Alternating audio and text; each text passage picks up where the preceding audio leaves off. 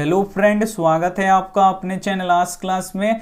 जैसे आपको पता है क्रैश कोर्स स्टार्ट हो चुका है और ये क्रैश कोर्स उन बच्चों के लिए काफ़ी महत्वपूर्ण है जिनकी तैयारी अभी पूरी नहीं हो पाई है किसी कारणवश। तो ये क्रैश कोर्स उनके लिए काफ़ी महत्वपूर्ण है। क्रैश कोर्स के द्वारा सभी विषयों की तैयारी बहुत ही अच्छी तरीके से कराई जा रही है। तो आपको भी क्रैश कोर्स ज्वाइन करना है तो डेली शाम 8 बजे यहाँ पे क्रैश कोर्स चलता है, तो आप लोग लाइव आना बिल्कुल न भूलिएगा। तो आज हम लोग पढ़ने वाले हैं जीव विज्ञान के 40 महत्वपूर्ण ऑब्जेक्टिव प्रश्न जो 2021 बोर्ड एग्जाम के लिए काफी महत्वपूर्ण रहेंगे। तो इसमें से जो भी प्रश्न आपको याद नहीं होगा उसे आप लोग नोटबुक पे लिख के याद कर लीजिएगा। और चैनल को आप सब्सक्राइब नहीं किए हैं तो आप लोग चैनल को भी सब्सक्राइब कर लीजिएगा। ये देखते हैं यहाँ पे पहले नंबर प्रश्न से, और पहला प्रश्न ही काफी महत्वपूर्ण है। पहला प्रश्न आप लोग देख सकते हैं, हरे पौधों में भोजन बनाने की प्रक्रिया को क्या कहते हैं? ए ऑप्शन है प्रकाश संश्लेषण, बी ऑप्शन है पर्णहरित, सी ऑप्शन है जैविक क्रिया, डी ऑप्शन है श्वसन। तो हरे पौधे में भोजन बनाने की प्रक्रिया को क्या बोला जाता है?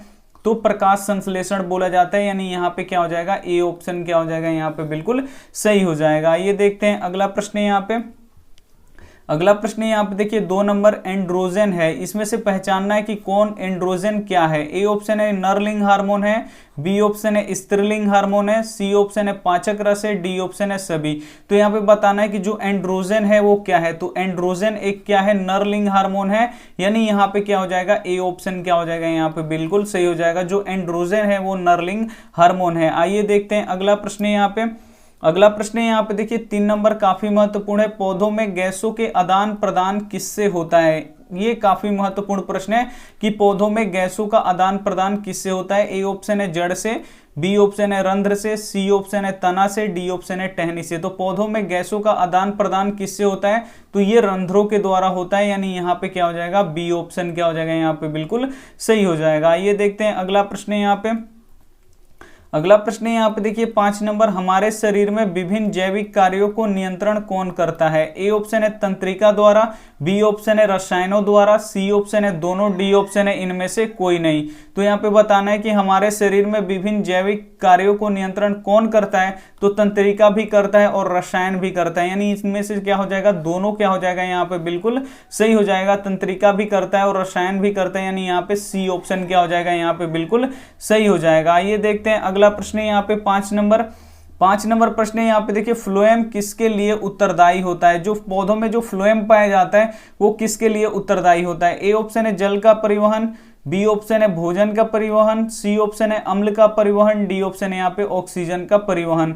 तो जो फ्लोएम होता है वो किसके लिए उत्तरदायी होता है? तो फ्लोएम यहाँ पे भोजन का परिवहन करता है। ये भोजन के परिवहन के लिए ही उत्तरदायी होता है। यानी यहाँ पे बी ऑप्शन क्या हो जाएगा, यहाँ पे बिल्कुल सही हो जाएगा। ये देखते हैं अगला प्रश्न है। यहाँ पे अगला प्रश्न है। यहाँ पे देखिए 6 नंबर प्रश्न है, निम्न में से किसका उपयोग फल पकाने में किया जाता है? ये काफी महत्वपूर्ण प्रश्न है कि किसका उपयोग फल पकाने में किया जाता है। ए ऑप्शन है यहाँ पे ऑक्सिन, बी ऑप्शन है एथिलीन, सी ऑप्शन है साइटोकाइनिन, डी ऑप्शन है यहाँ पे जिब्रेलिन्स। तो यहाँ पे बताना है आपको कि किसका उपयोग फल पकाने में किया जाता है। तो जो एथिलीन होता है इसका उपयोग हम लोग फल पकाने में करते हैं। यानी यहाँ पे क्या हो जाएगा, बी ऑप्शन क्या हो जाएगा, यहाँ पे बिल्कुल सही हो जाएगा। ये देखते हैं अगला प्रश्न है। यहाँ पे अगला प्रश्न ही देखिए यहाँ पे 7 नंबर, जाइलम किसके लिए उत्तरदायी होता है? फ्लोएम तो यहाँ पे भोजन के परिवहन के लिए उत्तरदायी होता है, लेकिन यहाँ पे पूछ रहा है कि जाइलम किसके लिए उत्तरदायी होता है। ए ऑप्शन है जल का परिवहन, बी ऑप्शन है भोजन का परिवहन, सी ऑप्शन है यहाँ पे अम्ल का परिवहन, डी ऑप्शन यहाँ पे ऑक्सीजन का परिवहन। तो जो जाइलम होता है पेड़ पौधों में वो किसके लिए उत्तरदायी होता है? तो जल के परिवहन के लिए वो क्या होता है, उत्तरदायी होता है। यानी यहाँ पे क्या हो जाएगा, ए ऑप्शन क्या हो जाएगा, यहाँ पे बिल्कुल सही हो जाएगा। ये देखते हैं अगला प्रश्न है। यहाँ पे अगला प्रश्न है। यहाँ पे देखिए 8 नंबर, किस हार्मोन के कारण पत्तियां मुरझा जाती हैं? काफी ही महत्वपूर्ण प्रश्न है कि किस हार्मोन के कारण जो पेड़ पौधों की पत्तियां होती हैं वो मुरझा जाती हैं। ए ऑप्शन है ऑक्सिन, बी ऑप्शन है एथिलीन, सी ऑप्शन है यहाँ पे एब्सिसिक, डी ऑप्शन है यहाँ पे जिब्रेलिन्स।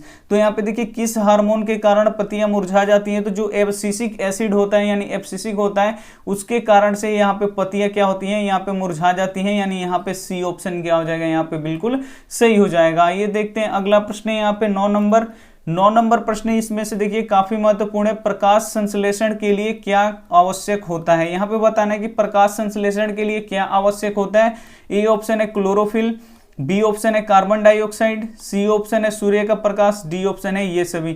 तो प्रकाश संश्लेषण की क्रिया किसमें होता है? तो प्रकाश संश्लेषण की क्रिया पेड़ पौधे में होता है। तो प्रकाश संश्लेषण की अगर क्रिया करना हो तो यहाँ पे क्लोरोफिल का होना बहुत ही जरूरी है, कार्बन डाइऑक्साइड का होना बहुत जरूरी है और सूर्य का प्रकाश तो होना ही बिल्कुल जरूरी है। यानी ये सभी क्या हो जाएगा यहाँ पे बिल्कुल सही हो जाएगा। ये तीनों की जरूरी बिल्कुल है इसमें, प्रकाश संश्लेषण की क्रिया में इन तीनों का होना बिल्कुल ही आवश्यक है। यानी यहाँ पे डी ऑप्शन क्या हो जाएगा यहाँ पे बिल्कुल सही हो जाएगा। ये देखते हैं अगला प्रश्न है यहाँ पे।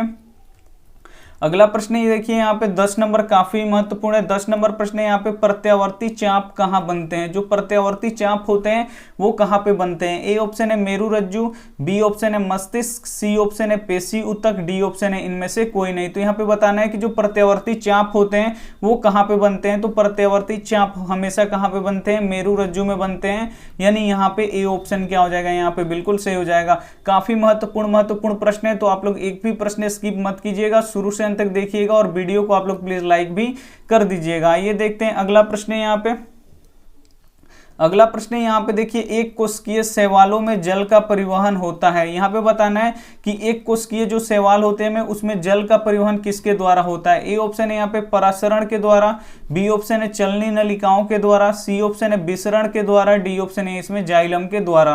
तो यहाँ पे बताना है जो एक कोशिकीय शैवाल होते हैं उसमें जल का परिवहन किसके द्वारा होता है? तो ये विसरण के द्वारा होता है। यानी यहाँ पे सी ऑप्शन क्या हो जाएगा यहाँ पे बिल्कुल सही हो जाएगा। ये देखते हैं अगला प्रश्न है यहाँ पे।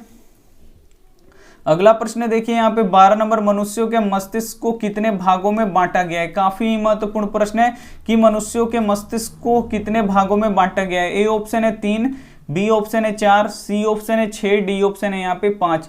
तो मनुष्यों के मस्तिष्क को कितने भागों में बांटा गया है? तो 3 भागों में बांटा गया है। यानी यहाँ पे क्या हो जाएगा? ए ऑप्शन क्या हो जाएगा यहाँ पे बिल्कुल सही हो जाएगा। ये देखते हैं अगला प्रश्न यहाँ पे। अगला प्रश्न देखिए यहाँ पे 13 नंबर, अमीबा किसके द्वारा अपना भोजन अंतर ग्रहण करता है? ये भी काफी महत्वपूर्ण है। जो 40 हम प्रश्न करवा रहे हैं वो बिल्कुल ही महत्वपूर्ण प्रश्न है और ये बिल्कुल 2021 बोर्ड एग्जाम के लिए ही है। तो आप लोग एक भी प्रश्न स्किप मत कीजिएगा, शुरू से अंत तक देखिएगा। अमीबा किसके द्वारा अपन भोजन अंतर ग्रहण करता है? ए ऑप्शन है कुटपाद, बी ऑप्शन है परिवहन, सी ऑप्शन है भोजन रसधानी, डी ऑप्शन है केंद्रक। तो अमीबा किसके द्वारा अपना भोजन अंतर ग्रहण करता है? तो ये कुटपाद के द्वारा करता है। यानी यहाँ पे ए ऑप्शन क्या हो जाएगा यहाँ पे बिल्कुल सही हो जाएगा। ये देखते हैं अगला प्रश्न है यहाँ पे। अगला प्रश्न देखिए यहाँ पे 14 नंबर, शरीर की प्रधान नियंत्रक ग्रंथि किसे कहा जाता है? यहाँ पे बताना है आपको कि शरीर की प्रधान नियंत्रक ग्रंथि किसे कहा जाता है। ए ऑप्शन है जनन ग्रंथि, बी ऑप्शन है पीयूष ग्रंथि, सी ऑप्शन है किडनी, डी ऑप्शन है फेफड़ा। तो शरीर की प्रधान नियंत्रक ग्रंथि किसे कहा जाता है? तो इसे पीयूष ग्रंथि को कहा जाता है। यानी यहाँ पे क्या हो जाएगा? बी ऑप्शन क्या हो जाएगा यहाँ पे बिल्कुल सही हो जाएगा। और पीयूष ग्रंथि को मास्टर ग्रंथि भी कहा जाता है, ये भी आपको पता होना चाहिए। आइए देखते हैं अगला प्रश्न है यहाँ पे। अगला प्रश्न देखिए यहाँ पे 15 नंबर, पेड़ पौधों की पत्तियां हरा किसके कारण से होता है? जो पेड़ पौधों की पत्तियां होती है वो हरा दिखाई देती हैं, तो किसके कारण से हरा दिखाई देती हैं? ए ऑप्शन है क्लोरोफिल, बी ऑप्शन है फ्लोएम, सी ऑप्शन है मैग्नीशियम, डी ऑप्शन है यहाँ पे लोहा। तो पेड़ पौधों की पत्तियां होती हैं वो हरा दिखाई देती हैं, तो ये किसके कारण से दिखाई देती हैं? तो ये क्लोरोफिल के कारण ही दिखाई देती हैं हरा। यानी यहाँ पे ए ऑप्शन क्या हो जाएगा यहाँ पे बिल्कुल सही हो जाएगा। और क्लोरोफिल का ही दूसरा नाम क्या होता है यहाँ पे? हरित लवक होता है। तो ये भी आपको पता होना चाहिए साथ में। आइए देखते हैं अगला प्रश्न यहाँ पे। अगला प्रश्न यहाँ पे देखिए 16 नंबर, लैंगरहैंस किस में पाई जाती है? जो ये लैंगरहैंस होता है यहाँ पे बताना है कि किस में पाई जाती है। ए ऑप्शन है यकृत में, बी ऑप्शन है मस्तिष्क में, सी ऑप्शन है मुंह में, डी ऑप्शन है यहाँ पे अग्नाशय में। तो जो लैंगरहैंस है वो किस में पाया जाता है? प्रश्न काफी महत्वपूर्ण है। तो लैंगरहैंस किस में पाया जाता है? अग्नाशय में पाया जाता है। यानी यहाँ पे डी ऑप्शन क्या हो जाएगा यहाँ पे बिल्कुल सही हो जाएगा। ये देखते हैं अगला प्रश्न है यहाँ पे। अगला प्रश्न देखिए यहाँ पे 17 नंबर, पेड़ पौधे श्वसन में कौन सी गैस का उपयोग करते हैं? यहाँ पे बताना है कि जो पेड़ पौधे होते हैं वो श्वसन में किस गैस का उपयोग करते हैं। ए ऑप्शन है ऑक्सीजन, बी ऑप्शन है कार्बन गैस, सी ऑप्शन है यहाँ पे क्लोरीन गैस, डी ऑप्शन है यहाँ पे हीलियम गैस। तो यहाँ पे बताना है कि जो पेड़ पौधे होते हैं वो श्वसन में किस गैस का उपयोग करते हैं। तो पेड़ पौधे हो या मनुष्य हो या कोई भी जीवधारी हो, अगर वो श्वसन की क्रिया करता है तो श्वसन की क्रिया में हमेशा वो कौन सा गैस लेगा? तो O2 लेगा। O2 का नाम क्या है? ऑक्सीजन। यानी जो भी कोई भी सजीव होगा अगर वो श्वसन करता है तो वो कौन सा गैस लेता है अंदर? तो वो ऑक्सीजन गैस लेता है, यानी यहाँ पे ए ऑप्शन क्या हो जाएगा यहाँ पे बिल्कुल सही हो जाएगा। आइए देखते हैं अगला प्रश्न है यहाँ पे। अगला प्रश्न है यहाँ पे देखिए 18 नंबर प्रश्न है, पौधों में वातपोत्सर्जन किस भाग में होता है? जो पौधों में वातपोत्सर्जन की क्रिया होती है वो किस भाग में होती है? ए ऑप्शन है यहाँ पे जड़ में, बी ऑप्शन है यहाँ पे तना में, सी ऑप्शन है यहाँ पे पत्ती में, डी ऑप्शन है यहाँ पे फूल में। तो जो पौधों में वातपोत्सर्जन की क्रिया होती है वो किस भाग से होती है? तो जो पत्तियां होती हैं वहां से वातपोत्सर्जन की क्रिया होती है, यानी यहाँ पे सी ऑप्शन क्या हो जाएगा यहाँ पे बिल्कुल सही हो जाएगा। ये देखते हैं अगला प्रश्न है यहाँ पे। अगला प्रश्न है यहाँ पे देखिए 19 नंबर प्रश्न है, मनुष्यों में सांस लेने और छोड़ने की प्रक्रिया को क्या कहते हैं? मनुष्यों में सांस लेने और छोड़ने की प्रक्रिया को क्या कहा जाता है? ए ऑप्शन है श्वसन, बी ऑप्शन है श्वासोच्छ्वास, सी ऑप्शन है निश्वास, डी ऑप्शन है इनमें से कोई नहीं। तो मनुष्यों में सांस लेने और छोड़ने की प्रक्रिया को क्या बोला जाता है? तो श्वासोच्छ्वास बोला जाता है, यानी यहाँ पे क्या हो जाएगा? बी ऑप्शन क्या हो जाएगा यहाँ पे बिल्कुल सही हो जाएगा। ये देखते हैं अगला प्रश्न है यहाँ पे। अगला प्रश्न है यहाँ पे देखिए 20 नंबर प्रश्न है, मछलियां किस अंग से श्वसन करती हैं? जो मछलियां होती हैं वो किस अंग से श्वसन करती हैं? ए ऑप्शन है फेफड़ा, बी ऑप्शन है ट्रैकिया, सी ऑप्शन है यहाँ पे कोशिका झिल्ली, यहाँ पे देखिए कोशिका झिल्ली, डी ऑप्शन है यहाँ पे गिल्स। तो यहाँ पे बताना है कि मछलियां किस अंग से श्वसन करती हैं। तो मछलियां यहाँ पे किस अंग से श्वसन करती हैं? तो यहाँ पे गिल्स से करती हैं, यानी यहाँ पे डी ऑप्शन क्या हो जाएगा यहाँ पे बिल्कुल सही हो जाएगा। गिल्स यानी गलफड़ा, जो मछलियां होती हैं वो गलफड़े से ही श्वसन की क्रिया करती हैं, यानी यहाँ पे डी ऑप्शन क्या हो जाएगा यहाँ पे बिल्कुल सही हो जाएगा। ये देखते हैं अगला प्रश्न है यहाँ पे।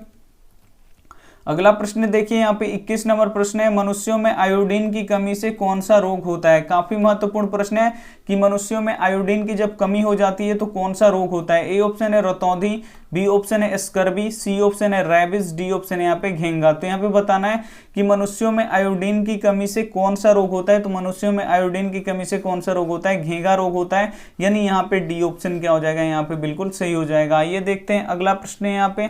अगला प्रश्न है यहाँ पे देखिए 22 नंबर, दो तंत्रिकाओं के बीच खाली स्थान को क्या कहते हैं?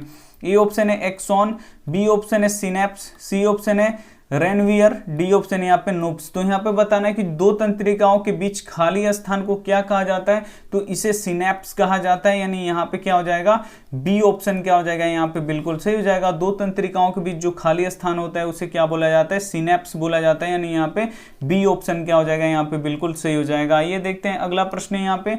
अगला प्रश्न यहाँ पे देखिए 23 नंबर प्रश्न है, ग्रहणी भाग होता है। यहाँ पे बताना है कि जो ग्रहणी होता है वो किसका भाग होता है? ए ऑप्शन है मुख गुहा, बी ऑप्शन है अमाशय, सी ऑप्शन है छोटी आंत का, डी ऑप्शन है यहाँ पे बड़ी आंत का। तो यहाँ पे बताना है कि जो ग्रहणी है वो किसका भाग होता है? तो ग्रहणी यहाँ पे छोटी आंत का भाग होता है, यानी यहाँ पे क्या हो जाएगा? सी ऑप्शन क्या हो जाएगा यहाँ पे बिल्कुल सही हो जाएगा। अगर वीडियो अच्छी लग रही हो तो आप लोग प्लीज वीडियो को लाइक कर दीजिएगा और आप लोग शुरू से लेके अंत तक बने रहिए, क्योंकि काफी महत्वपूर्ण प्रश्न करा रहे हैं 2021 बोर्ड एग्जाम को ध्यान में रखते हुए। अगर आप वीडियो को शुरू से अंत तक देखिएगा तो आप लोग पूरे 40 प्रश्न देखिएगा और 40 प्रश्न आपको याद भी हो जाएंगे। आइए देखते हैं अगला प्रश्न यहाँ पे।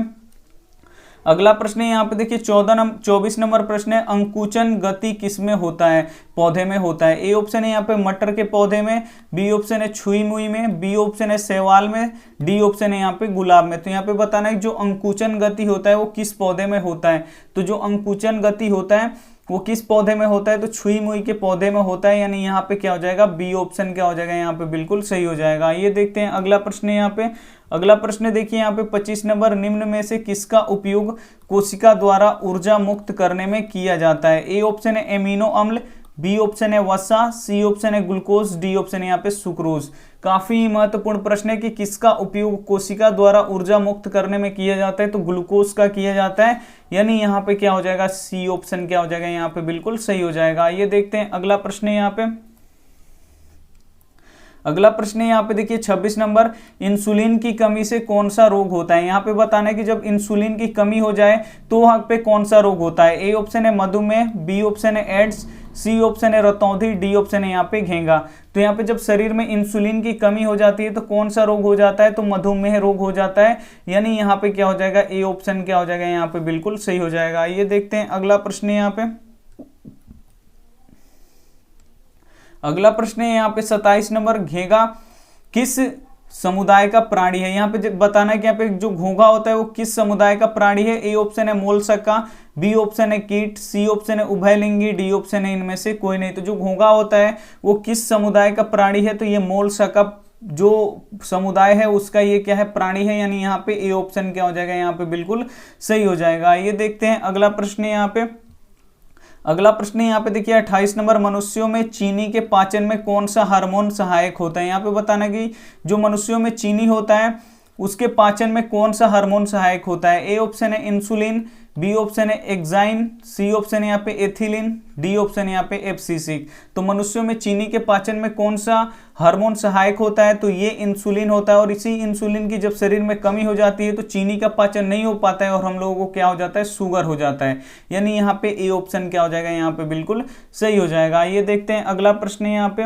अगला प्रश्न यहाँ पे देखिए 29 नंबर, खुला परिचरण तंत्र किसमें पाया जाता है। यहाँ पे बताना है कि खुला परिचरण तंत्र किसमें पाया जाता है।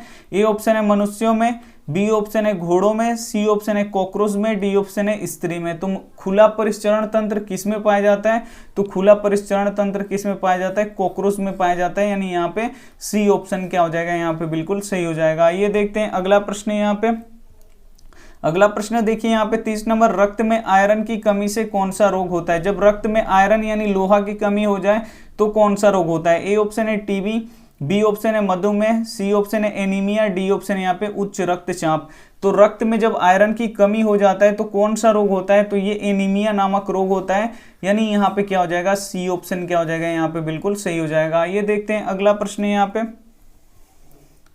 अगला प्रश्न यहाँ पे देखिए 31 नंबर प्रश्न है, इथाइल अल्कोहल किस प्रकार के श्वसन में बनता है। यहाँ पे बताना है कि किस प्रकार के श्वसन में इथाइल अल्कोहल बनता है। ए ऑप्शन है वायवीय श्वसन, बी ऑप्शन है अवायवीय श्वसन, सी ऑप्शन है यहाँ पे दोनों, डी ऑप्शन है इनमें से कोई नहीं। तो यहाँ पे प्रश्न काफी महत्वपूर्ण है कि इथाइल अल्कोहल किस प्रकार के श्वसन में बनता है, तो इथाइल अल्कोहल अवायवीय श्वसन में बनता है। यानी यहाँ पे बी ऑप्शन क्या हो जाएगा, यहाँ पे बिल्कुल सही हो जाएगा। ये देखते हैं अगला प्रश्न यहाँ पे। अगला प्रश्न यहाँ पे देखिए 32 नंबर प्रश्न है, थायरेक्सिन का श्रवण कहाँ से होता है। जो थायरेक्सिन होता है उसका यहाँ पे बताना है कि श्रवण कहाँ से होता है। ए ऑप्शन है थायराइड से, बी ऑप्शन है यहाँ पे यकृत से, सी ऑप्शन है यहाँ पे ब्रेक से, डी ऑप्शन है यहाँ पे वृषण से। तो जो थायरेक्सिन होता है उसका श्रवण कहाँ से होता है, तो थायराइड ग्रंथि से होता है। यानी यहाँ पे ए ऑप्शन क्या हो जाएगा, यहाँ पे बिल्कुल सही हो जाएगा। ये देखते हैं अगला प्रश्न यहाँ पे। अगला प्रश्न ये देखिए यहाँ पे 33 नंबर, एक स्वस्थ मनुष्य में प्रंकुचन और अनुशीतलन दाब होता है। यहाँ पे बताना है कि एक स्वस्थ मनुष्य में प्रंकुचन और अनुशीतलन दाब कितना होता है। ए ऑप्शन है 120/180, बी ऑप्शन है 80/120, सी ऑप्शन है 80/100, डी ऑप्शन है 72/80। तो एक स्वस्थ मनुष्य में प्रंकुचन और अनुशीतलन दाब कितना होता है, तो 120/80 होता है। यानी यहाँ पे ए ऑप्शन क्या हो जाएगा, यहाँ पे बिल्कुल सही हो जाएगा। ये देखते हैं अगला प्रश्न यहाँ पे। अगला प्रश्न यहाँ पे देखिए 34 नंबर प्रश्न है, मस्तिष्क उत्तरदायी होता है। जो मस्तिष्क होता है वो किसके लिए उत्तरदायी होता है। ए ऑप्शन है सोचने के लिए, तो बिल्कुल सही जवाब है। बी ऑप्शन यहाँ पे शरीर का संतुलन बनाए रखने में, ये भी सही जवाब है। सी ऑप्शन है यहाँ पे हृदय स्पंदन में, ये भी क्या है, यहाँ पे सही जवाब है। यानी यहाँ पे डी ऑप्शन क्या हो जाएगा, बिल्कुल सही हो जाएगा। ये सभी के लिए मस्तिष्क क्या है, उत्तरदायी है। यानी यहाँ पे डी ऑप्शन क्या हो जाएगा, यहाँ पे बिल्कुल सही हो जाएगा। ये देखते हैं अगला प्रश्न है यहाँ पे। अगला प्रश्न देखिए यहाँ पे 35 नंबर, प्रकाश संश्लेषण की क्रिया में ऑक्सीजन का मूल स्रोत है। यहाँ पे बताना है जब प्रकाश संश्लेषण की क्रिया होती है तो उसमें ऑक्सीजन गैस का प्रयोग किया जाता है, तो वो ऑक्सीजन गैस कहाँ से आता है। ए ऑप्शन है यहाँ पे जल से, बी ऑप्शन है सौर ऊर्जा से, सी ऑप्शन है पर्णहरित से, डी ऑप्शन है यहाँ पे इनमें से कोई नहीं। तो यहाँ पे देख सकते हैं H2O यानी जो जल होता है उसी में ऑक्सीजन भी होता है। तो जब प्रकाश संश्लेषण की क्रिया में पेड़ पौधे क्या करते हैं, ऑक्सीजन का उपयोग करते हैं, तो वो ऑक्सीजन कहाँ से आता है, तो वो ऑक्सीजन जल से आता है। यानी यहाँ पे ए ऑप्शन क्या हो जाएगा, यहाँ पे बिल्कुल सही हो जाएगा। ये देखते हैं अगला प्रश्न यहाँ पे। अगला प्रश्न यहाँ पे देखिए 36 नंबर प्रश्न है, पादपों में पाए जाने वाले वृद्धि हार्मोन कौन सा है। यहाँ पे बताना है कि पादपों में पाए जाने वाले वृद्धि हार्मोन कौन सा है। ए ऑप्शन है ऑक्सिन, बी ऑप्शन है यहाँ पे एथिलीन, सी ऑप्शन है एब्सिसिक, डी ऑप्शन है इनमें से कोई नहीं। तो पादपों में पाए जाने वाले वृद्धि हार्मोन कौन सा है, तो ये कौन सा होता है वृद्धि हार्मोन, तो यहाँ पे ऑक्सिन होता है। वो क्या होता है, पादपों में वृद्धि हार्मोन होता है। यानी यहाँ पे ए ऑप्शन क्या हो जाएगा, यहाँ पे बिल्कुल सही हो जाएगा। ये देखते हैं अगला प्रश्न यहाँ पे। अगला प्रश्न है यहाँ पे देखिए 37 नंबर प्रश्न है, मैग्नीशियम पाए जाते हैं। यहाँ पे बताना है कि जो मैग्नीशियम होता है वो कहाँ पे पाया जाता है। ए ऑप्शन है यहाँ पे क्लोरोफिल में, बी ऑप्शन है लाल रक्त में, सी ऑप्शन है यहाँ पे वर्णी लवक में, डी ऑप्शन है यहाँ पे सफेद रक्त में यानी श्वेत रक्त में। तो यहाँ पे बताना है कि जो मैग्नीशियम होता है वो कहाँ पे पाया जाता है। तो मैग्नीशियम कहाँ पे पाया जाता है, क्लोरोफिल में पाया जाता है, यानी यहाँ पे क्या हो जाएगा, ए ऑप्शन क्या हो जाएगा, यहाँ पे बिल्कुल सही हो जाएगा। ये देखते हैं अगला प्रश्न है यहाँ पे। अगला प्रश्न यहाँ पे देखिए 38 नंबर, मनुष्य के शरीर की सबसे बड़ी ग्रंथि कौन सी है। यहाँ पे बताना है कि मनुष्य के शरीर की सबसे बड़ी ग्रंथि कौन सी है। ए ऑप्शन है लीवर, बी ऑप्शन है अग्नाशय, सी ऑप्शन है अंडाशय, डी ऑप्शन है यहाँ पे एड्रिनल। तो यहाँ पे बताना है कि मनुष्य के शरीर की सबसे बड़ी ग्रंथि कौन सी है। तो जो लीवर होती है वो मनुष्य की शरीर की सबसे बड़ी ग्रंथि होती है, यानी यहाँ पे ए ऑप्शन क्या हो जाएगा, यहाँ पे बिल्कुल सही हो जाएगा। ये देखते हैं अगला प्रश्न है यहाँ पे। अगला प्रश्न देखिए यहाँ पे 39 नंबर, फूल में नर प्रजनन अंग होता है। यहाँ पे बताना है कि जो फूल होता है उसमें नर प्रजनन अंग कौन सा होता है। ए ऑप्शन है पुंकेसर, बी ऑप्शन है अंडाशय, सी ऑप्शन है वर्तिकाग्र, डी ऑप्शन है यहाँ पे वर्तिका। तो यहाँ पे देखिए फूल में नर प्रजनन अंग कौन सा होता है। तो ये पुंकेसर होता है, वो फूल का नर प्रजनन अंग होता है, यानी यहाँ पे ए ऑप्शन क्या हो जाएगा, यहाँ पे बिल्कुल सही हो जाएगा। ये देखते हैं अंतिम प्रश्न यहाँ पे। अंतिम प्रश्न यहाँ पे देखिए 40 नंबर प्रश्न है, भोजन का पचना किस प्रकार की अभिक्रिया है। यहाँ पे बताना है कि जो भोजन का पचना होता है वो किस प्रकार की अभिक्रिया होती है। तो जब हम श्वसन करते हैं तभी हमारा भोजन क्या होता है, यहाँ पे पचता है। तो श्वसन में हम कौन सा गैस का उपयोग करते हैं, तो ऑक्सीजन का यहाँ पे प्रयोग करते हैं, और ऑक्सीजन क्या होता है वहां पे जुटता है। तो जिस अभिक्रिया में यहाँ पे ऑक्सीजन का संयोग होता है उस अभिक्रिया को हम लोग क्या बोलते हैं, उपचयन अभिक्रिया बोलते हैं। और जिस अभिक्रिया से ऑक्सीजन का ह्रास होता है उसे हम लोग अपचयन अभिक्रिया बोलते हैं। तो यहाँ पे देखिए भोजन का पचना किस प्रकार की अभिक्रिया है। तो यहाँ पे देखिए जो भोजन का पचना है वो उपचयन अभिक्रिया है, यानी यहाँ पे ए ऑप्शन क्या हो जाएगा, यहाँ पे बिल्कुल सही हो जाएगा। ये देखते हैं होमवर्क प्रश्न यहाँ पे। होमवर्क प्रश्न देखिए काफी महत्वपूर्ण है। होमवर्क प्रश्न है, पुनः चक्रण द्वारा किस वस्तु का पुनः उपयोग किया जाता है। ए ऑप्शन है यहाँ पे कागज, बी ऑप्शन है कोयला, सी ऑप्शन है पेट्रोलियम, डी ऑप्शन है वन। तो जो भी ऑप्शन आपको सही लगे आप हमें कमेंट कर सकते हैं। वीडियो अच्छी लगी हो तो वीडियो आप लोग जरूर लाइक कर दीजिए, अपने दोस्तों के पास इस वीडियो को जरूर शेयर कीजिएगा। चैनल को आप सब्सक्राइब नहीं किए तो चैनल को आप लोग सब्सक्राइब भी कर लीजिएगा। Thank you for watching. मिलते हैं अगले वीडियो में, तब तक आप मन लगा के पढ़ाई कीजिए, अपना ध्यान रखिए। Take care and bye.